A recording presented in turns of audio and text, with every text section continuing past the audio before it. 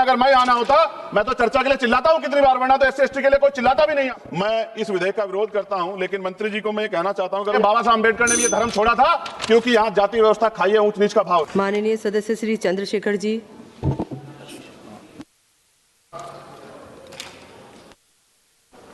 धन्यवाद सभापति जी।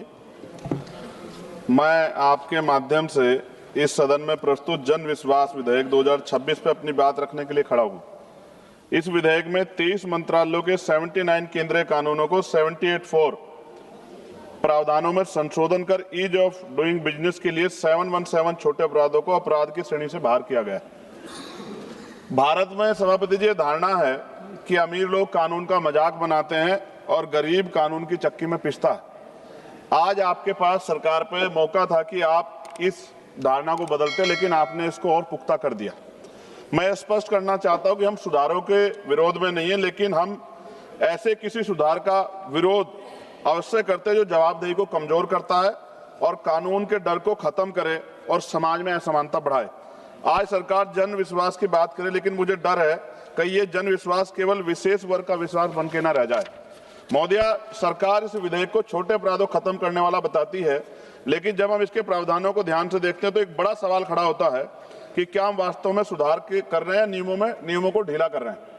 महोदया, राष्ट्रीय न्यायिक डेटा ग्रिड के अनुसार देश में आज 4.7 करोड़ से अधिक मामले अदालतों में लंबित हैं। यह सही है कि हमें न्याय प्रणाली को सरल बनाना चाहिए, लेकिन इसका समाधान यह नहीं हो सकता कि हम अपराध को अपराध ही ना माने। महोदया, आपके माध्यम से मंत्री से पूछना चाहता हूं, क्या सरकार ये मानती कानून को कमजोर करना ही न्याय सुधार का रास्ता है? यह परिवर्तन तंत्र कमजोर है तो उसे मजबूत करना चाहिए, ना कि कानूनों को कमजोर करके समस्या को छुपाया जाए। महोदया, इस विधेयक में कई जगह जेल की सजा हटाकर केवल जुर्माना कर दिया गया, और मैं जब ये पढ़ रहा था तो ये भगत सिंह जी की जेल डायरी भी मुझे आज, मैं 2 दिन से इस पर कोशिश कर रहा था कि इसको जानूं।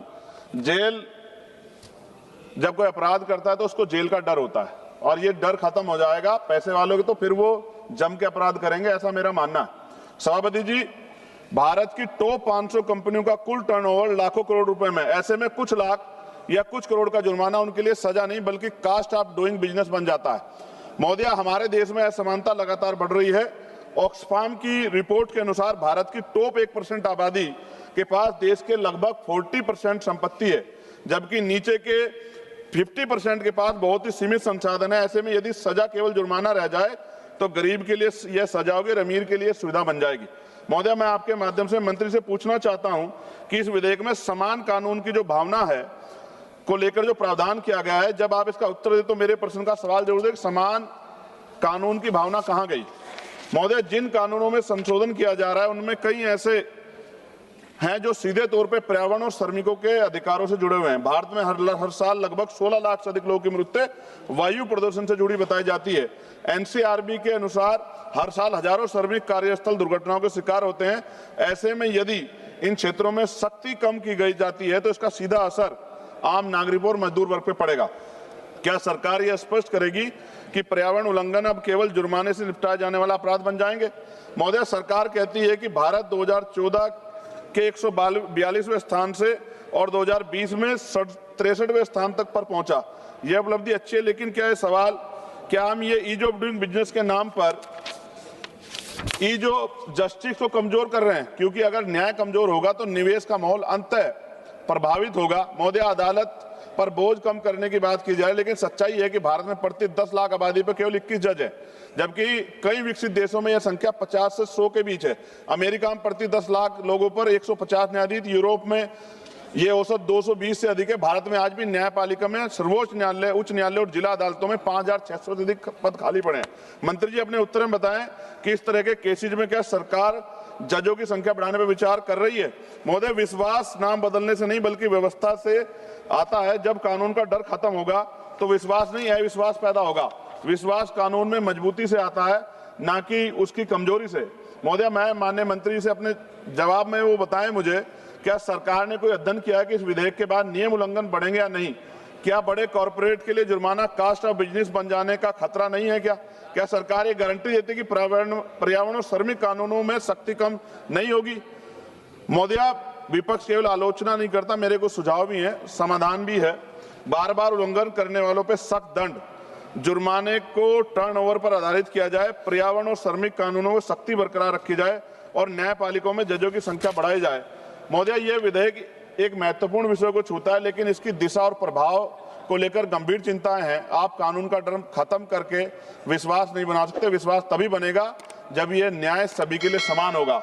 और अंत में केवल मैं इतना ही कहना चाहता हूं, कानून अगर कमजोर होगा तो व्यवस्था डगमगाएगी और व्यवस्था डगमगाएगी तो जनता का विश्वास टूटेगा। मैं इस विधेयक का विरोध करता हूं, लेकिन मंत्री जी को मैं ये कहना चाहता हूं, अगर वो हमारे सुझाव पे काम करेंगे तो ये अंत है। जैसे बाबा साहब ने कहा था कि संविधान कितना भी अच्छा क्यों ना हो, चलाने वाले हाथ अच्छे नहीं होंगे, उनकी नीयत अच्छी नहीं होगी, उनकी नीति अच्छी नहीं होगी, तो अंततः संविधान बुरा साबित होगा। और संविधान कितना भी अच्छा, कितना कैसा भी क्यों ना हो, अगर चलाने वाले हाथ अच्छे होंगे, उनकी नीति अच्छी होगी, उनकी नीयत अच्छी होगी, तो अंततः संविधान अच्छा साबित होगा। इतने बड़े 25% समाज पे क्यों नहीं होती, 52% ओबीसी पे क्यों नहीं होती? सभापति महोदय, देश की 1/4 आबादी SC ST 25% ज्यादा बड़े समाज के साथ जब जुल्म जाति अन्य अत्याचार होता है, उनकी हत्याएं होती है, उनकी बहनों का रेप होता है, उनको मारा जाता है, जलाया जाता है, उनके घरों को फूका जाता है, तब इस सदन में चर्चा क्यों नहीं होती? ये सदन क्यों नहीं सुनना चाहता? SC ST OBC के अन्याय की आवाज क्यों नहीं सुनना चाहता? कितनी चर्चाएं होती हैं, आज हालात कितने सारे अलग अलग हैं, लेकिन चर्चा इतने बड़े 25% समाज पे क्यों नहीं होती, 52% OBC पे क्यों नहीं होती? सभापति महोदय, मैं तो मानता हूं, कुछ लोग फॉर्मेलिटी के लिए कहते हैं, अगर मैं आना होता मैं तो चर्चा के लिए चिल्लाता हूं कितनी बार, वरना तो SC ST के लिए कोई चिल्लाता भी नहीं है। ये तो रिप्रेजेंटेशन है संविधान में। ये ना होता हमारे घरों में, हमारी गलियों में कोई वोट मांगने नहीं जाता। हम जानते हैं कि जाति व्यवस्था कितनी बदली है। और एक हमारे सज्जन कह रहे थे कि जाति व्यवस्था की वजह से एक दलित ने छोड़ दिया नक्सलवाद को, लेकिन सवाल यह है, बाबा साहब अम्बेडकर ने भी ये धर्म छोड़ा था क्योंकि यहाँ जाति व्यवस्था खाई है, ऊंच नीच का भाव। सभापति महोदय, हमारे सम्मानित एक भाजपा के सांसद जवाब दे रहे थे बड़ी चिंता के साथ। सभापति, बहुत इंपॉर्टेंट है, आप सुनिए, बहुत इंपॉर्टेंट है ये। वो ये कह रहे थे जवाब देते कि उन्होंने कुछ ब्राह्मण्स के नाम लिए और कहा कि भाई ये इनके मालिक हैं, इनके यहाँ लेबर तो SC ST है, ये विचारधारा पर आधारित है। तो क्या कहना चाहते थे कि इस देश को तोड़ने की मूवमेंट कौन चला रहा है? जवाब दें। वो बड़ी बात यह है, उन्होंने ट्वीट किया 2 दिन पहले, मैं चाहता था मैं उनको जवाब दूं, उन्होंने आरक्षण को कोसने का काम किया। ये भाजपा की सोच है, जवाब देना चाहिए भारतीय जनता पार्टी को। अगर सुझाव को माना जाएगा तो इसका प्रभाव जनता के मन में आवश्यक रूप से इस बात के साथ जाएगा कि उनका हित जो है, कानून की जो समान कानून की भावना, वो खत्म नहीं होगी। लेकिन अभी जो अमीरों को जिस तरह छूट दी जा रही है, तो बड़े बड़े जो कॉर्पोरेट सेक्टर हैं, वो तो अगर उनके यहाँ कोई इस तरह की अपराध हो भी जाएगा तो उनको तो कोई फर्क ही नहीं पड़ेगा।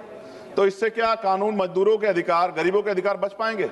अब जैसे हमारे सम्मान साथी कह रहे थे सभापति महोदय की जो ड्रग्स है, नकली जो दवाइयां, मैं खत्म करूंगा सभापति जी, जो नकली दवाइयां हैं, आप महसूस करके देखिए, सिर्फ चंद पैसों के लिए मिलावट हो रही है, जहर बेचा जा रहा है चंद पैसों के लिए, सिर्फ अपना व्यापार बढ़ाने के लिए। क्या इससे गरीबों की जिंदगी खतरा नहीं होगा? क्या सरकार इस तरफ सोच रही है? तो मेरा आपसे आग्रह है कि सरकार इस पर सोचे, और आपने मुझे अवसर दिया, धन्यवाद। जय भीम, जय भारत।